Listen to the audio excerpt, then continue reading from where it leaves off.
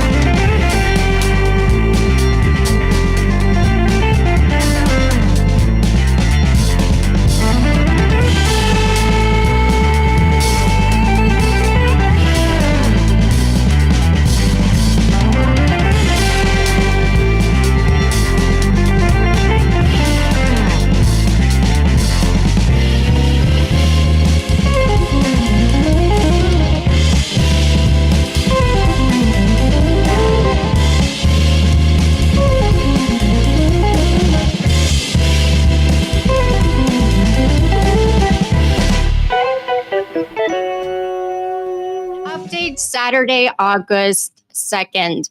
Russia finally made the Earth move, not with tanks, but with tectonics. An 8.8 magnitude quake rocked Kamchatka region, triggering a tsunami alert all across the Pacific. Let's just say if Mother Nature wanted to make Russia small again, we've got no objections. Meanwhile, Trump shook the Kremlin harder, moving up the deadline for Putin to end the war. Russia, of course, answered the only way it knows how, by bombing more Ukrainian civilians.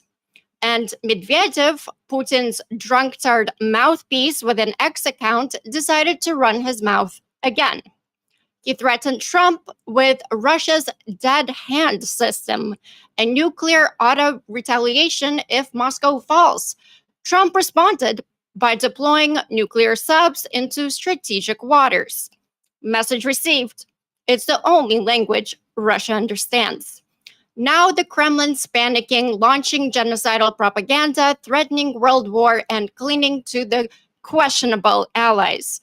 But Ukraine isn't backing down. Ukrainian forces are holding the line and imposing massive Russian casualties. Even Trump's pointing it out, blasting Russia's losses in public. And those numbers? They're not just stats, they're strategy. Trump is framing Putin as a loser. Bleeding troops, losing momentum, running out of cards. How's that for turnaround? This isn't the end. It's the beginning of the end. And as Zelensky says, helping Ukraine doesn't just stop Russia, it saves the future we all share. I'm Slavie, your co-host. This is Ukraine Update with the Shills. Let's say hello to the hosts. Hi, Mr. Dawson. How are you doing today? Good. Back is coming along, starting to get back to live streaming around here, which is a good thing on a personal note. Also on a personal note, Joey in the chat, you watch it. Everybody's already on you. There's no point in playing this game, buddy. Just quit it. Cut it out. Already? Oh, yeah. Chirping early. like a, yeah. But yeah, lots to cover. There's, attacks and stuff as well going on, and let's slide over to Commander. How's it going? Doing pretty good. We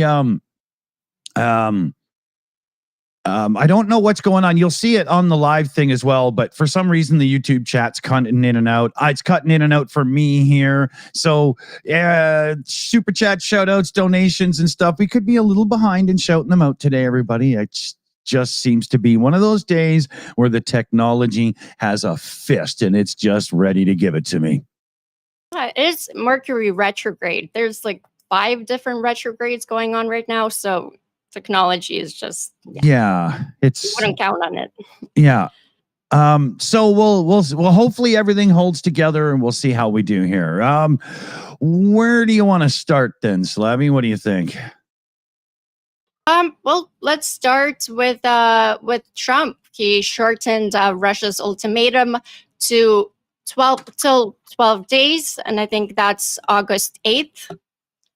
So, yeah, Trump publicly slashed his original 50-day deadline for Russia to end its war in Ukraine down to just 10 to 12 days. The new timeline was delivered via Truth Social and alongside threats of consequences if Putin fails to act.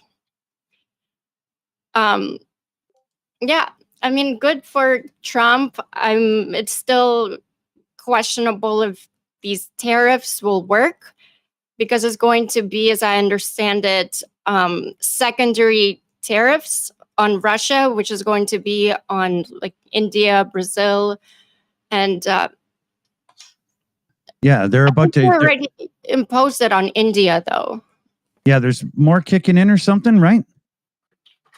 Yes. So we'll see if it's working on India. But actually, just this morning, I saw that India is not stopping buying oil from Russia. Right. So, Commander, with Trump tooting his horn right now, Putin's not playing ball, so we're going to enact a couple of subs and so on. How much of that do you think is just him dodging Epstein stuff and just being Trump? And how much do you think is really about Russia, Ukraine? I think that a lot of what he's doing right now is trying to distract the public from the whole Epstein crisis. Mm-hmm. Why does he choose right now to announce his giant extension to the White House? And if people haven't seen pictures of that, you need to hunt it down because it's absurd. This giant airplane hangar size monstrosity stuck onto the edge of the building. It's twice as big as the actual White House itself. Yeah, that's just yeah. But, we need a grand ballroom. They have a ballroom in there. It's not as huge as you want because you want to build something to compensate for your tiny mushroom. Exactly. Yeah. And moving the subs, it's an obvious viable threat, but the reality is it's such a vague statement that it could be interpreted as, I'm putting 2 new subs out into the waters to threaten you, or I'm just taking the 2 subs that are always on patrol, one in the Pacific and one in the Atlantic, and repositioning them slightly. It's to be seen as doing something. He's trying desperately to get people to pay attention to something other than the Epstein situation. Yeah. Yeah, especially as they're moving her into a place where her life could end very easily. I mean, I'm not mad at it. Trump should be paying attention to the war in Ukraine. So. Oh yeah, no, I'm not saying he shouldn't. I'm just saying that I think the timing here is very suspect. Yes, that's what I was thinking too. But in the end, if him putting more pressure on Putin, Kremlin, the whole 9 yards comes from trying to get out of this Epstein situation, I'll take it. Yeah. Right. More power to him. Yeah. Right. So, I hope that the Epstein situation just keeps getting pushed and pushed and pushed because maybe he'll take more steps to try to, deflect. Right. Yeah, exactly. Yeah. Well, after Trump imposed the ultimatum on Russia, Russia launched 8 missiles and 309 Shahed drones across Ukraine. This was one of the largest single-night air assaults of the war. Yeah. The Kiev strike collapsed a residential block, killing 31 civilians, including children. So Yeah. it's tough. I mean, Putin is escalating, and Trump needs to, be strong right now, especially now, Yeah. because it's the And I only think way that- that Putin will stop. Yeah, and I think the continued reliance on these terror bombing attacks really is a sign at how impotent the Russian army has become in the field. He has to do something to continue to look like he's a strongman because, killing 1,000 people a day in order to take a couple of yards that's already starting to have impact on national morale and the economy. Yeah.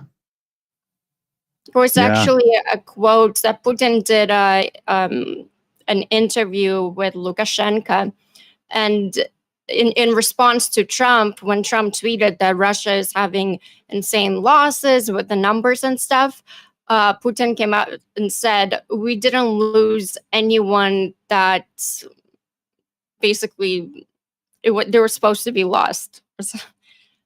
Like, we didn't lose anyone that... Yeah. Only cannon fodder was lost, so it's fine. Yeah, exactly. Yeah. The Russian equivalent of Trump's statement about people who join the military are suckers. Yeah. Oh, man.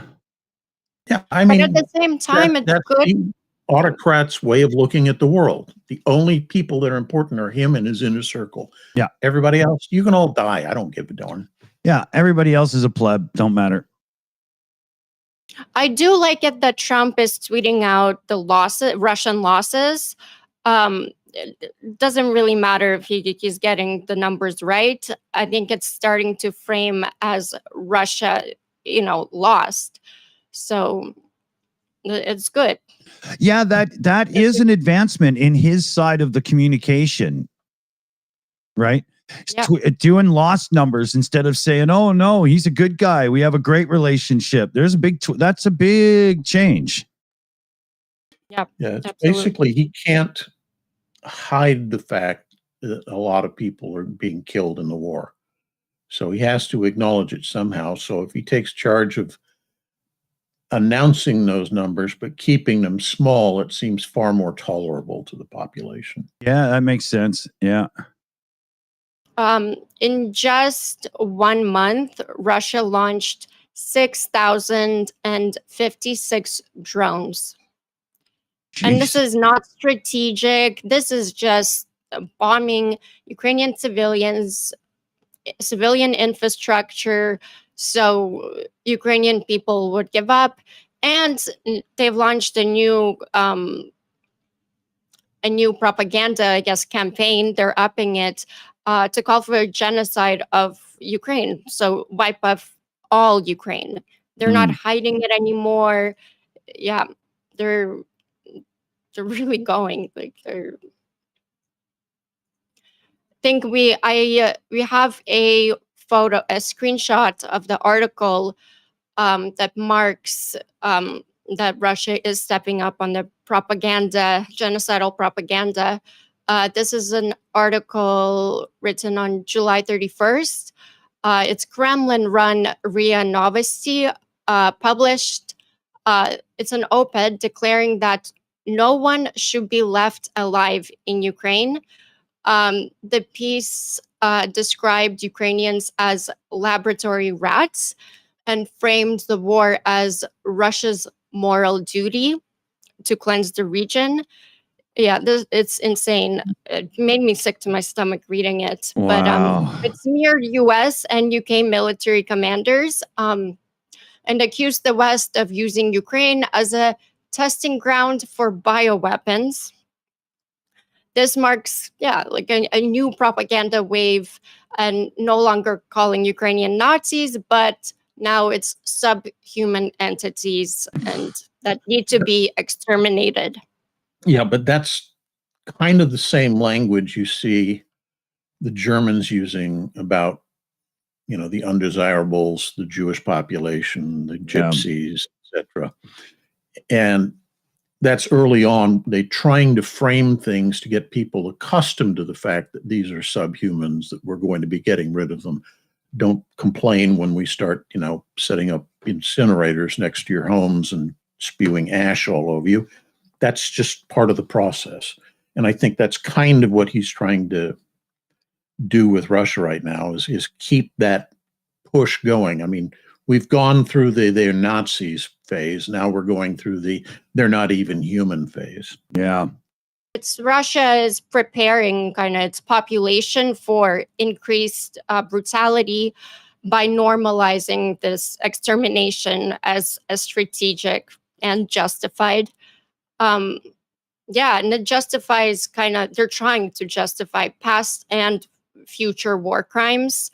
It also cements hatred internally so Russians don't resist any escalation, and to provoke the West to either react or recoil, giving Russia a propaganda win either way. Yeah, but I think there's also an element of getting the public ready to accept austerity measures, because we know this is going to start impacting the domestic economy. And if you can put it or frame it in a situation where you're saying, yeah, we have to do this to rid ourselves of this infection, this disease, then people are more likely to be willing to accept all those austerity measures than if otherwise.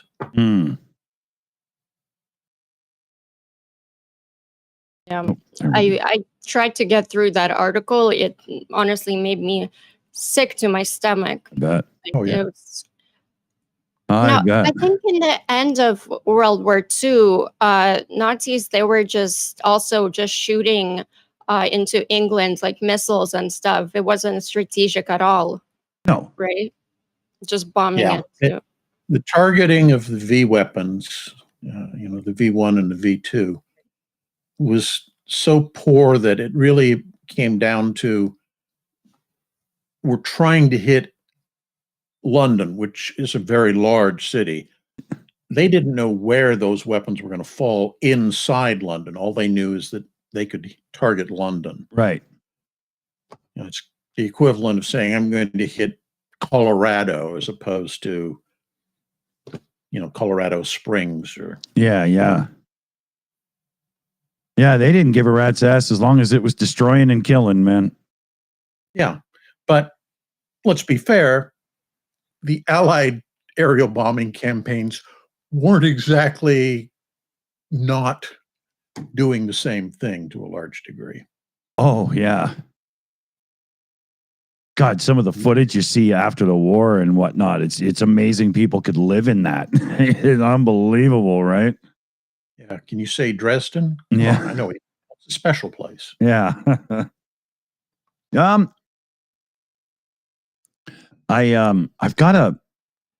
There's a couple of texts that have come through, and there might end up being an interruption, and we might only get an hour-ish today. I'm not 100% what's about to play out, but it turns out I was not informed that Felix does actually have a thing today. So yeah, we'll see how this all goes. Okay. Well, we have a question coming in from Captain Obvious.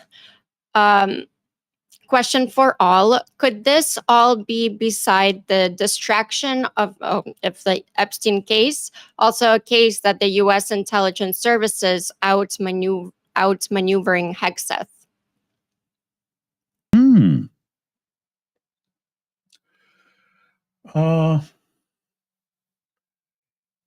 It depends on how you're thinking of that, because the U.S. intelligence services don't necessarily focus on, let's get rid of Hegseth.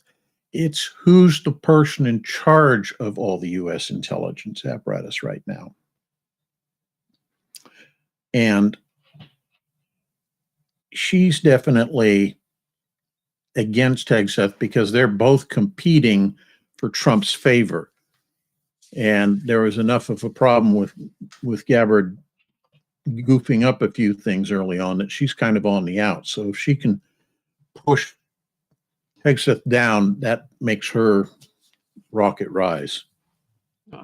I hope she's out. I think she's the most dangerous one. I mean, she's a Kremlin plant. That's clear. She doesn't work for the American government. She works for the Kremlin. Pretty much. Yeah. I mean, actions speak louder than words, but in that one, they all kind of come together to really, point at a spade as a spade. Yeah. Oh, where else do we want to get into what's going on and so forth? I'm a little distracted here. So Slavie, I'll let you. Yeah. Well, Republicans push new sanction law to back Trump's ultimatum. The Republican Study Committee introduced a sweeping bill to give Trump full authority to sanction Russia and its backers if the deadline is missed by August 8th. The bill proposes total asset freezes on Russian state entities. That's pretty good. That's what we want. Secondary sanctions on Chinese and Iranian firms. Caps on Russian oil profits and trade. And this would allow Trump to act swiftly without Congress but yeah. It's every time you turn around, he's trying to be able to do something without other people getting in the way and redrawing the battle lines to try to get the vote more rigged to his side. And the Sharpie's still not left his hand. Yeah. Yeah. Well, also with all the stuff going on, this is actually good news because we were worried about this, but Trump confirmed this past week that Ukrainians, refugees that are in United States, they can stay in U.S. until the war ends. Trump extended the Uniting for Ukraine program, allowing Ukrainian refugees to stay in the U.S. until the war officially ends. There is over 200. Yeah, this is big relief because it was really scary, especially with the deportations and everything going on. Ukrainians were like, is it happening? Because they got some people even got like texts or emails that they're getting deported, but then the next day was like, oh, never mind. It was really, really weird. But yeah, there's over 240,000 Ukrainians that have entered under this program since 2022. This move reassures displaced families who feared deportation. And this definitely shows that Trump's tone shifted from previous kind of skepticism toward more humanitarian messaging.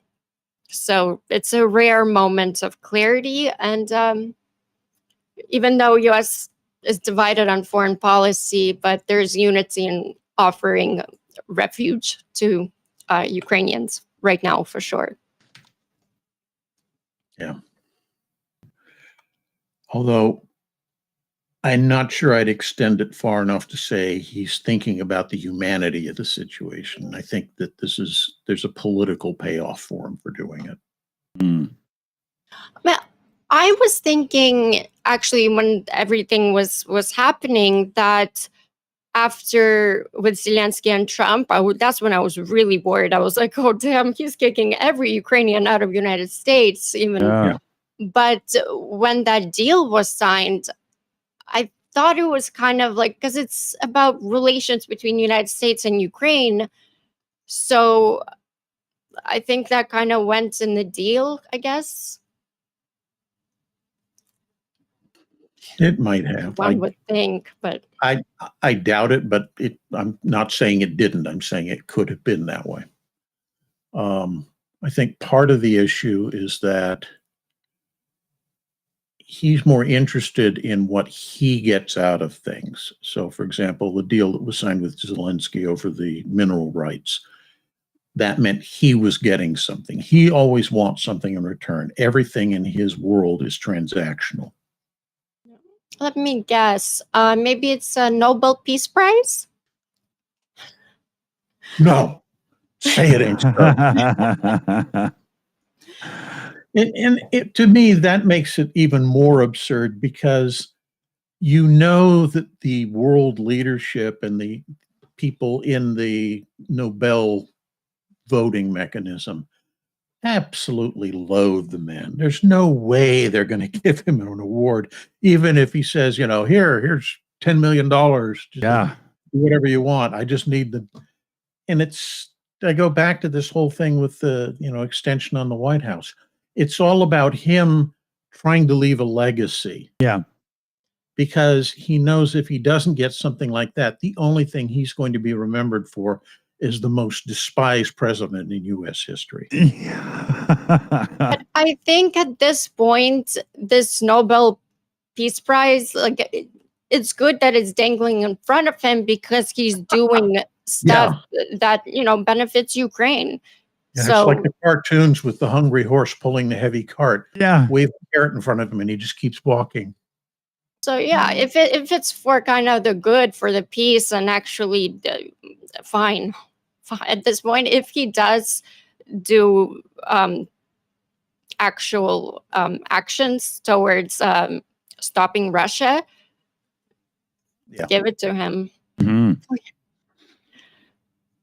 We'll do a couple of shout outs here because I can see them at the moment. The thing is stopped resetting itself on me. So we got Petra Olsen with 269 Swedish kroners in a super chat there with love to Ukraine. And with love, it will be sent. Thank you very much, Petra. Very cool. And then Johnny Negregard comes in as well with 22 Norwegian kroners. Hello, Shills, Slavie, Ukraine. Heroam Slava.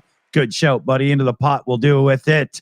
And Go With the Flower Farm is up their membership up again with, I do believe, a message that just simply says thank you, which we're very welcome to have done something. Thanks. And I think our other channels are clear at the moment. Yes. All right. All right. You know what I just found out? I was saying, I'm a bit distracted. I didn't understand what was being said to me, but now I do. It turns out that I was volunteered to have Felix's uncle and cousins pop into my house for an hour or so, hang out before they all get picked up to go do a thing after. And they'll be here in about 40 minutes, 45 minutes or something. So we'll go another like 30 minutes, and then I got to quickly switch into gear. How did they're my in-laws. You can't just volunteer me for this. Ex-in-laws. So should your in-laws be any different than anyone else? Yeah. Well, you're right. So well, it sounds like you're gonna have a lovely Saturday. Yeah, maybe. I hope it's the good side of the visits, not the bad side. You know how that can go sometimes. Let's hope for the best. But yes, let's get back on track here. I have a couple of super chats. Thank you so much. Papa Dutch is saying Trump has a major problem with paying no attention to his advisors, because he knows damned well he bought people who don't know jack shilts so that they don't disagree with him. Yes. Good shout. And another one from Papa Dutch.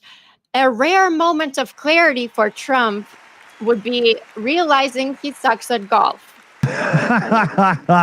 Oh, that cheating clip, man. Oh, that's just so funny.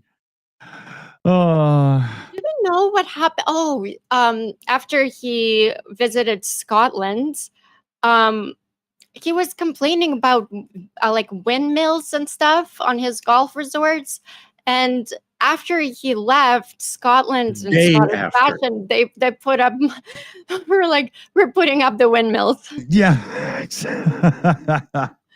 All around the golf course. Yeah. Day after. Oh man, that guy's hilarious. I think to him the windmill creates the wind. I got a couple of more super chats from Papa Dutch. Thank you so much. A rare moment of clarity for Trump would be realizing he sucks at golf. That's another one.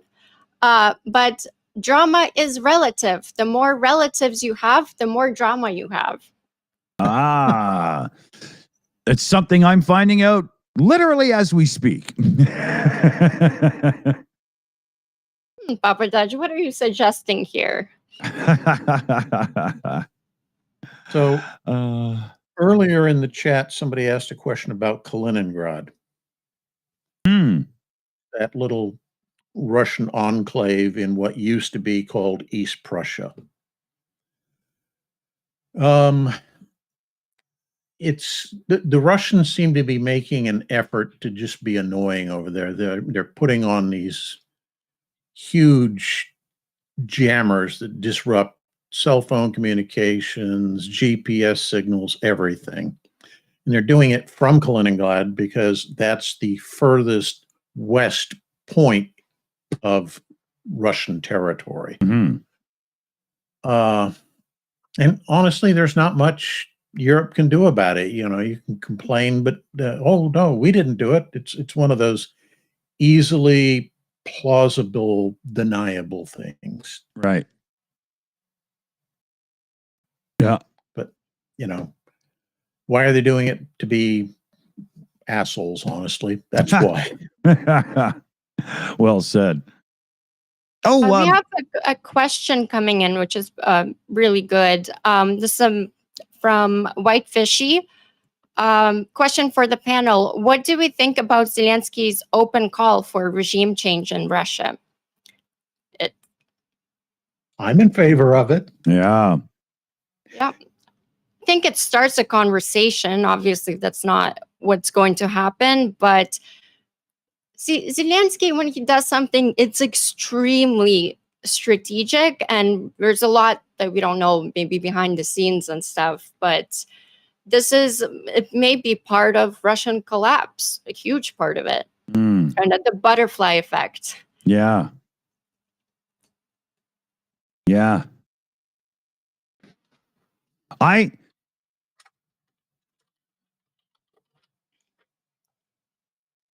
Hello? Just had a sneeze attack come on as I was trying to say something. 1 second. Bless you.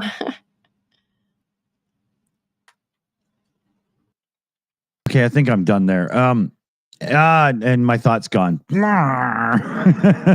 I was waiting. I'm like, he's got something interesting to say. Oh, that threw me for a loop. That sucks. Pre-show we were talking about the damage to the sub base, Commander. Yeah. So we had that earthquake, and everybody in the Pacific area was warned, you know, about potential tsunami issues. The main Russian submarine base for their Pacific fleet was very near the epicenter of said quake. And it got hit with a wall of water that was like 14 feet tall. Took out lots of facilities, docks, just washed away, that kind of thing. They're going to have to rebuild those facilities because the facilities you use for submarines, particularly ballistic missile submarines, are different than what you would use for regular ships. Right. And the problem is repairing and rebuilding that base becomes hugely problematic since there's neither a road or rail connection to it. Right. Everything that comes into Kamchatka has to come in by sea. And that means not just the materials, it means skilled workers, because there aren't a lot of people living in Kamchatka. You know, it's basically where you send military people to be stationed, and that's about it. Yeah. So it's going to be hell on wheels for them to try to get that thing back up and operational. And we're assuming that they did an emergency sortie before the tsunami hit and got all their subs out. But we don't know that. Some of them may have been in port and they're damaged too. Right. So, yeah, that's a big problem. I suspect what's going to happen is they're not going to rebuild it. They'll probably just kind of abandon it and build new facilities in Vladivostok, which is further south. But that means that every Russian naval asset for the entire Pacific and Indian Ocean region is pretty much centered in one very vulnerable port. As I was also saying this, excuse me, before we went live, that Trump or United States called Russia bluff, basically, because Russia is threatening the world with nukes, and especially after Medvedev said about the dead hand. But yeah, it was that United States called Russia nuclear bluff because Russia has like 12 ballistic subs and 10 are in port. Russia's strategic aviation has suffered 22% losses in the last 3.5 years. Oryeshnik doesn't really exist. It was just a prototype. Poseidon doesn't exist. Skyfall doesn't exist. And Sarmat hasn't had a single fully successful launch. So the foundation of Russia's nuclear doctrine is the threat of nuclear war. It's just a threat. And yeah, what Trump said for the first time in like 40 years, the US finally called it a bluff. Mm. Yeah, and most of the Russian submarine part of that triad are fairly old vessels, old submarines. So they're comparatively easy to locate and track when they're out there, which means that's a vulnerable leg of the Russian strategic forces. They've lost a number of aircraft, the whole one with the spiderweb or whatever the attack was that used to the drones launched inside Russia proper. Right. That took out mostly strategic level aircraft. So that part of their triad is also impacted. So all they're really left with is an aging and not particularly well maintained, silo land launched missile threat. Mm. So yeah, calling their bluff is probably a very valid and wise strategic move in this case. It also costs a lot to maintain the nuclear arsenal. And this is an example. In 2021, the US budget to maintain its nuclear arsenal was $64 billion. That same year, the entire Russian Ministry of Defense budget was $62 billion. So Right. to go with Commander Macmillan's, that most likely they're not keeping it up as well as they should. Yeah. Or should not. Yeah. Yeah, because I've seen a few people that ponder, how much of it's truly operational at this point versus how much is just, cardboard tanks on the battlefield, so to speak, now. I mean, that's all they have is threats. Yeah. That's it. They've been threatening this for everything.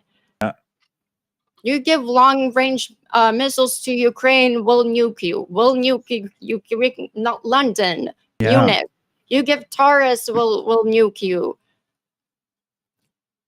And it boils down to the fact that it's really the only threat they have left in their inventory. Yeah. But the other side of that threat is if they ever just launched one, how many are instantly just going to eliminate Russia as a place to live even? Like there's so many people that could go, now that you've done it, you got to go right now. Like the fear, how many people have some at their disposal? I can't see them actually doing it. Yeah. I don't think so. Plus, they And have like kids and properties and like family in Europe. Just like Sting was singing, right? You know, hope the Russians love their Oh, children too. Remember? love that song. Yeah. Yeah. They don't, but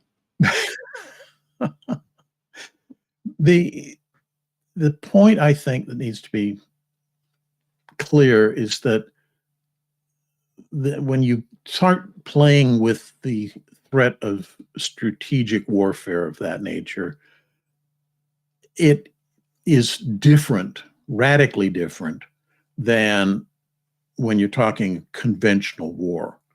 And Putin knows this, yet he's still willing to kind of walk up to that edge and poke his finger over the line, just because he doesn't really have any other. I hate to go back on the cards in his hand right now, but yeah, that's really what it amounts to. He's shown conclusively over the 2.5 years of fighting in Ukraine that his military, his conventional military, really is no way as dangerous as everybody had thought prior to the war breaking out. Yeah.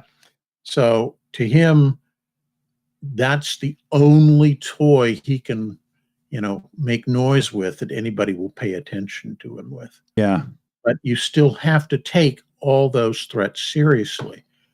And in terms of the comment you made of, they launch one, the timing in the nuclear warfare circle is from initial detection. You have basically 7 minutes as the targeted nation to decide on what it is you're going to do. Right. Because after 7 minutes, the time it takes for you to put your forces on alert, get them to go through the process of getting ready to launch and then launching, you've already lost it. Those inbound weapons are going to hit and take out your own missiles. Mhm. So there's just 7 minutes for people to make a decision. And assuming we're not in, crisis mode where everybody's hunkered down in the bunker underneath the White House, let's assume that the president is off playing golf or is at a rally or something. Right. You have to extricate him from that, and that takes away from that 7 minutes by 1 or 2 minutes. So now you're down to 5 minutes. And the ramifications of the decision you're being forced to make in that very, very limited point of time, it's not an easy thing to decide on or what you're going to do. So, it shows just how hugely dangerous all this is. Mm-hmm. And people don't understand that. They've been familiarized with the entire process of going through the strategic warfare plans. Yeah. Commander Macmillan, does the dead hand, do you think, actually exist in Russia? Yes. Okay. Yes. We do not have an equivalent.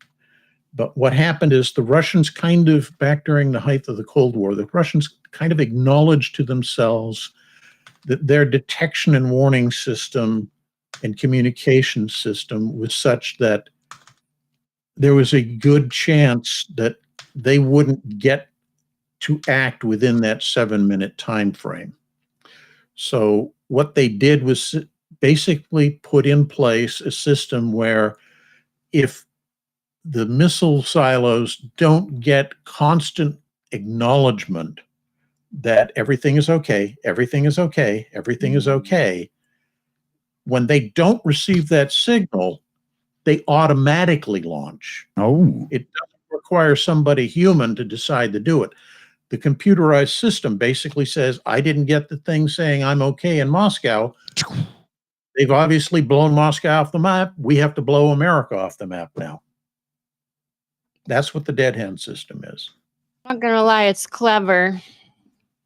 It's clever, but it's also terrifying when you think of all it takes is some little glitch in what's probably a fairly complicated system to go wrong, and then suddenly Russia just, oh, we have to launch because that's what the system does when it doesn't get that signal. Yeah.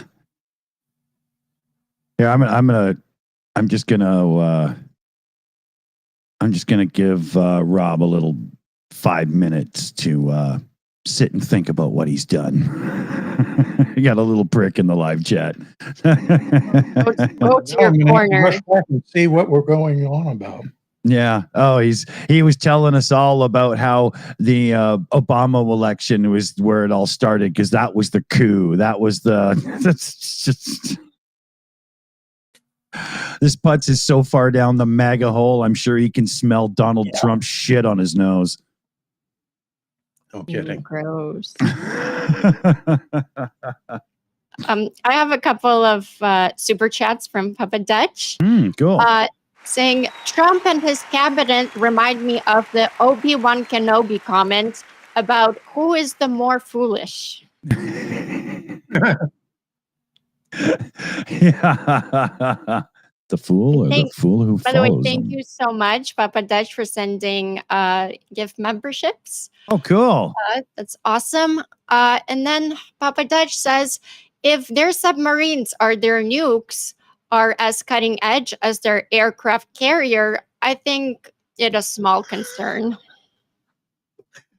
Oh boy, the Kuznetsov, yeah. That ship had one of the most jinxed histories of any ship ever. It's just ridiculous.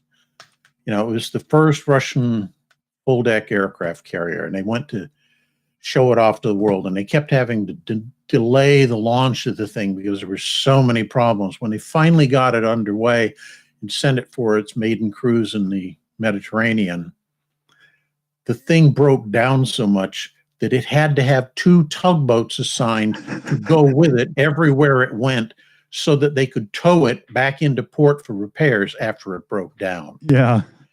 It's had something like 5 or 6 major fires, you know, inside the aircraft carrier where something went wrong, and then they have to rebuild it. And I think earlier this year, they finally made the decision that, yeah, we're going to scrap this piece of junk. Yeah, yeah.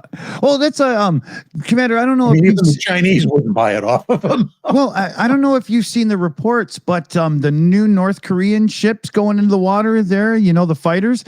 I watched a report on that. Number one, a guy ripped into how it's just basically a ripoff of a Russian design with a few tweaks to it. But number two, they 2 or 3 ship builder designers, whatever, are convinced that they don't actually have propulsion installed in the ships and they're literally just floating. And they went into a bunch of reasons why there's not the cooling vent system's all wrong. Most of the vents are missing and stuff. It's sitting too high in the water line, even considering it wouldn't be fully armed and stuff or whatever. It was a really neat report to see. It was hilarious. Yeah, the interesting side note on the waterline situation. The first aviation ships the Russian launched, which were a couple of helicopter carriers, the design was so bad that when they launched them, the stern of the ship was like, 6 feet higher than the bow. It's supposed to sit level. Yeah. So their solution to this problem was simply to repaint the waterline to make it look like, oh yeah, this is how we planned to do it all along.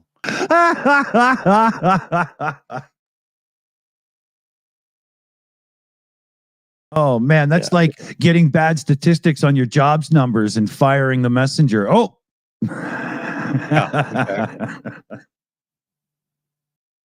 We have a lot of questions coming in, so I think we should get to them. Yes, yes. Question from Tim Moments. The Kursk K-141, Larry Kin, and Putin 2000, it sank. That grin on his face, we will see it again. Question from Sally Luz. How's the Car for Ukraine campaign going?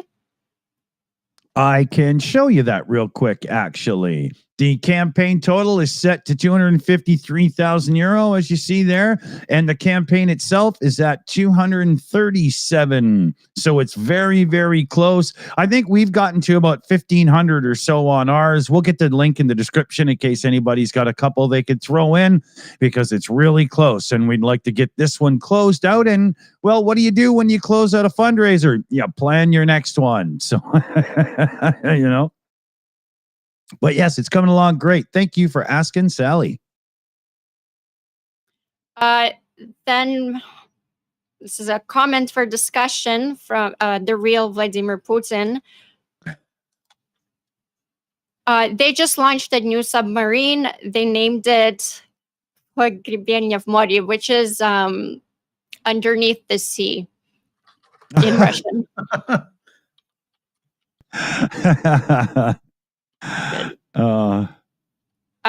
Then we have a question from Who's Poopin'? Who do you think about renewed Ukrainian targeting of Russian oil refineries, especially after Trump said it was a no-go area? Has he given the green light now? I would suspect that Zelensky gives about 1/10 of a rat's ass. There's been Ukraine has been sending a lot of its drones into Russia, into different strategic military targets. Fucking blow it all up. Yeah. Next, we have a question from Toth. Sorry. With so many Western components being found in Russian missiles, is there any realistic way to further tighter that trade? Titan, I think they meant. I think I have a partial answer to that. There's nowhere near enough of a penalty for big business skirting the rules with side companies and stuff to still get the parts in. And I think it comes down to massive penalties for those that have found to set up, you know, shell companies and side companies to skirt the rules and ship things around and get it in. It's more complicated than that, though. Oh, yeah. That's just a part.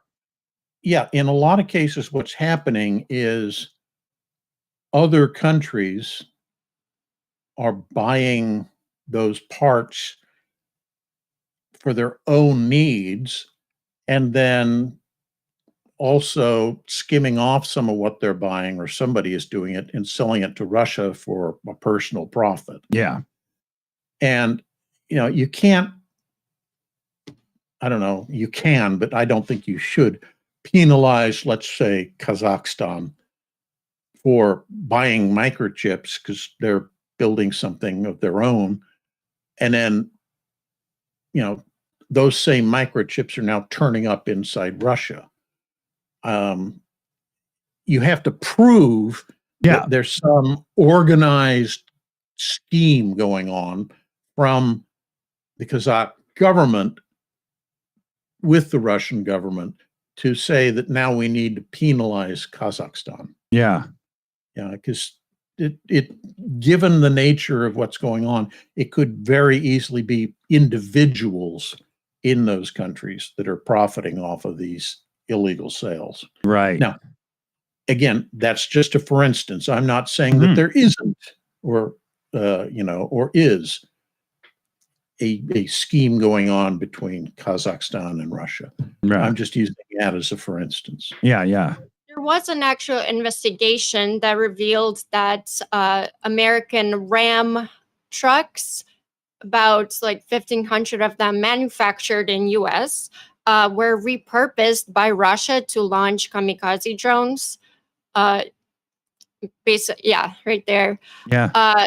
These trucks entered Russia via the United Emirates and one Virginia-based exporter. They were seen launching Iranian-made drones in these videos. So I think it's a failure of control. And I mean, those are American trucks. American goods are no part of. Who's orchestrating this illegal sale? Yeah. Is it the Emirati government or is it Abdul banana fish that's decided, yeah, I'm going to make myself a huge amount of money by selling all these trucks on to Russia. Yeah. Mohammed, Abdul, and John from Virginia. Bob. Always comes down to Bob. A couple of shout outs here I'll do. One's from Petra Olsen here, 129 Swedish krona, and this time it says, this one's for Mr. Dawson. Well, thank you so much, Petra. I very much appreciate that. And we also had very much thank yous. We also had UTV and Ham come through with a $10 direct Ko-fi donation. Slavie, Ukraine from UTV with much love. Into the pot it goes, UTV. Thank you, buddy. Good shout. Good shout. We are close to my time limit. Yeah, I'm about to be invaded. So that's, Oh, I have another super chat from Papa Dutch. Thank you so much. Saying if we buy weapons from the USA as opposed to them being a gift, are there restrictions on their use? Or can Ukraine just fucking have them? I like the ending. Yeah. I don't know. That's an interesting question. Yes, it is. Normally, I have a flip response for anything, but that kind of made me go, Well, since we're on the car topic as well, yesterday the GOP posted a photo with Trump. It's called the American car. So, and it says, make automobiles great again. And the graphic that they used was a Soviet Lada. We have a picture of this. Yeah, where is it here? Yeah. I mean, this car is a relic of the USSR. It's not even a new car. It's an ancient thing. Yeah. Still made in Russia and posting it during the peak US-Russia tension as well. I don't know. It's a little fishy. But it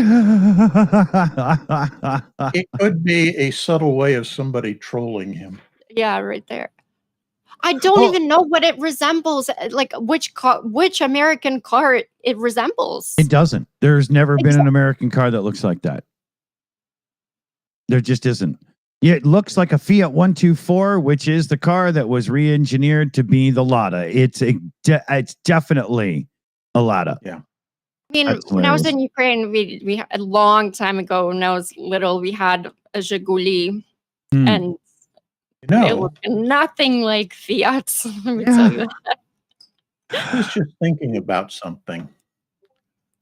Almost all cars in the U.S. are now produced with internal tracking devices. So if your car gets stolen, they just let the police know, and the police can turn on a little thing that will say where your car is. Yeah. Giving the tracking numbers of those repurposed trucks to the Ukrainians could, present some interesting targeting options. Exactly. You gotta realize these are Ram trucks, not Dodge Ram trucks. And as such, these are the new ones that have that tech in them. Yep. That's a really good call. Ho, ho, ho. What a gift that would be. Yeah, wouldn't it? Our trucks are just disappearing. We can't figure out why. Yeah. Or you get that whole, we'll just defeat the starter. There we go. That's not going anywhere. Put it into repo mode. Oh, yeah. Okay, so sorry to say, but yes, I actually didn't realize we had chatted a few minutes too long. We've got to get ourselves in wrap-up mode. Any last shout-outs to do or any there, Slavie? Let me check. Yes, Papa Dutch, thank you so much. He's saying, if I ever see a ZIL or a Lada dealership in America, I'm leaving. Yeah. Oh, I don't think there was been a Lada sold in North America since like the early 80s, maybe late 70s. I think Studebaker. somebody like in LA, I've seen it. They brought it from Russia or former Soviet Union, and just for shits and giggles, and like souped it up and like. Oh, it's terrible. World War II, Lend-Lease gave the Russians huge numbers of American-built trucks. And a large proportion of those were Studebaker trucks. The Russian government went to great lengths to put together a campaign convincing people that there was a factory inside Russia that was producing Studebaker trucks. Yeah, these are not American trucks. These are good Russian trucks. Yeah. Oh, that's too funny. Oh, man. Yeah. Oh, another super chat here to call out before we say our goodbyes. We got RC William in the chat with €10. He says, why not program and sell chips coded like Musk's GPS coordinates and sell them to Russia? You know, direct let Putin himself do the work. I like that very much. There's some trickery that could be done here if people would just try a little harder. Couldn't agree more. I'll thank the team here. We got Mexi Girl today on the Shills account. We got Annette in the chat, Chris Lundy, Shayna Caldwell, Liam Wakefield, PJ CNET, Carpazian, the AI alchemist himself, Jose C's in the chat, and Super Chat Matt as well. So huge shout out to the team on the Shills here, and I think Slavie will shout out her team as well. Yeah, for sure. Thank you to everyone who supports these live streams through super chats, membership, or simply by showing up. Thank you, thank you, thank you. You're not just supporting content, you're fueling a cause. You're investing in a peaceful future, one without Russian terror. When you support Ukraine, you're helping more than a country survive. You're helping freedom win. To our viewers, thank you. To the live chat, thank you. To the Shills crew, thank you. And amazing mods of Channel Yarochenko, thank you so much. Tim Moments and SSW Custom Sewing, you guys are rock stars as always. Yeah, you're the reason the stream exists, guys. So, and to the people of Ukraine, I just want to say, if any of you guys are watching, we see you, we stand with you, and we will not stop doing everything we can so Ukraine wins this awful war. And yeah, we'll see you next time right here where truth gets the last word. As always, God bless America and Slava Ukraini. Good one. Commander, you want to give them your normal reminder and goodbyes there, and we'll hit a button? Keep communicating with your elected officials. Tell them Ukraine is important. Every time you send a letter, text, email, or phone call, it does have an impact. Damn right. Damn right, man. And you know they exist comes in with the last super chat here on the show. It's okay to jump over to Slavie's for super chats as well, people. And yes, it absolutely is.